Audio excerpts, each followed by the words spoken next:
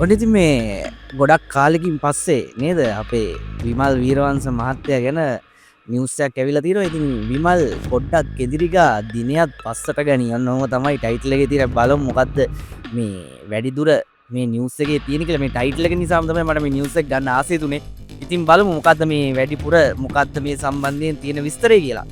අද දිනේ කියන්නේ 6 වෙනිදා තංගල්ල කොට්ටාස අපරාධ විමර්ශන කාර්යාලයේ හමුවේ පෙනී සිටීමට නොහැකි බව හිටපු අමාත්‍ය විමල් වීරවංශ දන්වා තියෙනවා.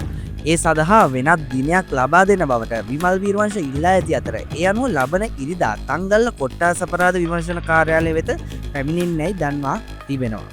තංගල්ලේදී මද්‍රව්‍ය සොයා ගැනීමේ සිද්ධියකට අදාළව යාත්‍රාව සමග අත්අඩංගුවටගත් දෙලියත්තේ සනා නැමැති පුද්ගලයා ගැන සිදු කළ ප්‍රකාශයක් සම්බන්ධයෙන් කරුණු විමසීමට තමයි ඔහුට එන්න කියලා තියෙන්නේ. ඉතින් බලන්නකො මාළුව නැහින්න කටින්දලු නේද? ඉතින් විමල් වීරවංශ එතෙක් මෙතෙක් කාලයක් තුලදී නැහිලා තියෙන ඉතින් කටින්ද තමයි. ඉතින් ඕවට මේ මුකුත් කියන්නත් බෑ නොකියත් බෑ. මොනවා හරි දන්න හින්දා වෙන්නේ නැති කියවනවත් නේද?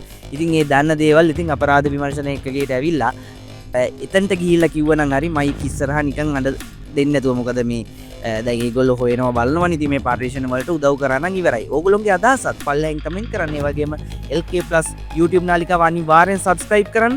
මේ වගේ ස්පෙෂල් නිවුස් විතරයි අපි ගේන්නේ. ඒකින්ද bell icon එකත් click කරන්න අමතක කරන්න එපා.